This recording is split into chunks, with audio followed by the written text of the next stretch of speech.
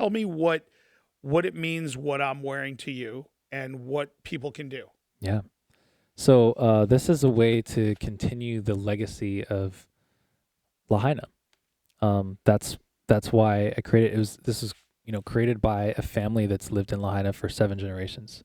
So they are Lahaina.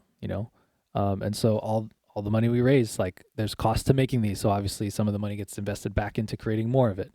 But other than that, the profits go to those people and more people as well in Lahaina, not just that family, but like some of it goes to, there's a lot of water issues right now. There's that's always the case after natural disasters or like whatever disasters. Oh, I don't know if you know this. So Joe called me. Everybody's like, "Who's Joe?" No, we'll never mention Joe's last name. No, but anyway, so Joe called me. He says, "Hey, Max and I were talking." I'm like, and he's like, "I'm gonna, do the donation." Yeah. For those that don't know, we're involved with a very big charity called Mission Resolve. And Joe called me up and he goes, "Hey, I'm going to put 7 figures into Bahamas right after the hurricane, because when that hurricane came through, wiped everybody out. I was the first one in the helicopter flying over before the Coast Guard could get in. I was actually scouting.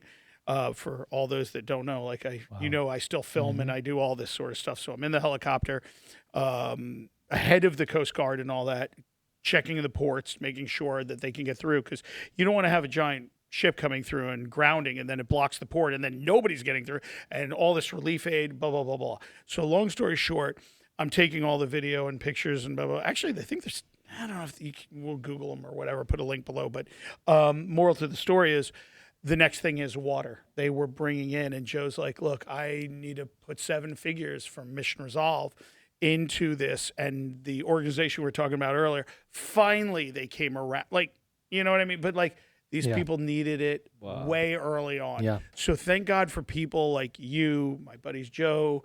There are people out there that are doing great things to help the world and people. And it's funny you mentioned water, because it just immediately gave me that flashback of being in a helicopter, filming stuff, and seeing people and things, just what the news is reporting on versus reality. And and so if you don't get that water in there, we can manage. I can manage many more days without food, but you need what, and okay, water and alcohol, but other than I can wait on the food. But I jest, but trying to make light of it. But the reality is, thank you for doing that, because you're right. If you don't get the water in there, it's over. It's over. Yeah. Yeah, so that's the project we're looking into trying to solve. So there's a really cool guy named Mario who's been bringing in water to those communities from other parts of Maui. So West Maui's water is, if you think about, all those houses were historic homes. So they were old, had asbestos, lead, paint, all that kind of stuff. Oh, I didn't know. Okay. Burned into the ground, into the soil. Wow. And into the air. Oh. And so, I was walking around without a mask for a while, and then I got one, but and I know you. That's and welcome to the family. And there was just so Mario, who's been really like in the water space in that volunteer group, kind of posted a video that went viral where he was talking about there's benzene in the water.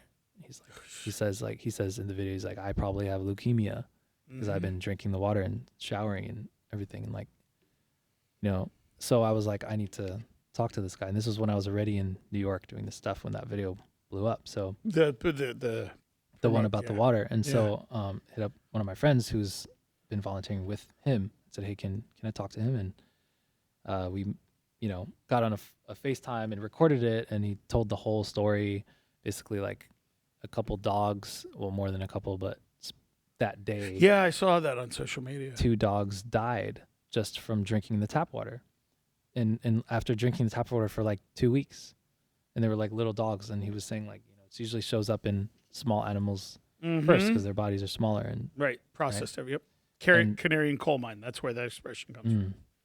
And he's like, that's an indication of what we're drinking and showering with. So that's why I'm working so hard to bring this water back and forth and stuff. And so I asked, is there anything I can do to help? And he's said we're trying to get these water buffalo containers, like these 400-gallon big things that you fill up with water and then you bring back, and then people can come and refill. Mm-hmm. And so we used some of the money and bought a few of those, and that was really cool. Shout out to our donors.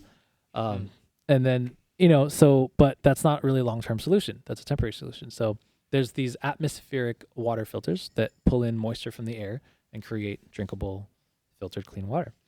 And they're like really expensive, like $70K for one of them, which produces like 500 gallons of water per day. But to fully like get West Maui enough water, it's like 12 of those things. So about $700,000-$800,000 to really fund that project. So that's one possible. There's so many things like that need support and help that are not really being addressed because whoever is in charge of different things don't want to say that publicly, that the water is messed up.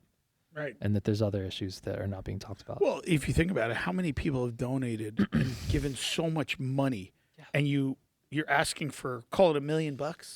Like, yeah, I'm not saying it's $5, but it's $1 million. It's nothing in the big picture. Yep. Because the people donate a lot more than that, and you can't get them their water. Mm-hmm. And that's where, you know what? So without me because I'll go on a whole tear here. What's next steps for you? Well, tell everybody while we're all talking about this, because I want to wrap this up because we can do many more and we will. What do you need today? What are we see where you're going with this. How do people help? And help you and make this happen? Buy the clothes. We're trying to, obviously it takes money to make stuff, to manufacture stuff, and there's some stores that have shown a lot of interest in like putting our stuff in there. Yeah, but showing interest, you got to buy a bunch of clothes. You have to have some big money to buy the stuff to get it in the store, people can then buy it. Yeah. So there's a bunch of stores that are like, give it to us and we'll sell it. And I'm like, okay, but I got cost like a couple $100,000 to produce the amount that they want. So that's my next kind of project. Because you've already got the influencers, I'm sure. Oh my God, that's the other part of it. Yeah. Aside from stores that want to sell our stuff. Like all my influencer friends are like, but you need to buy, we need to, buy a lot of inventory in order to sell it. So right now we're set up on a pre-order model. So if you go to the site, like we can get pre-order. Stuff to you that's the way to write. In a couple weeks. Get the money in and then build the product and but that's our kind of next goal, and it's a way of showing support. Yeah, long-term showing support, keeping it in people's hearts and funding like livelihood for people that need it right now. To rebuild.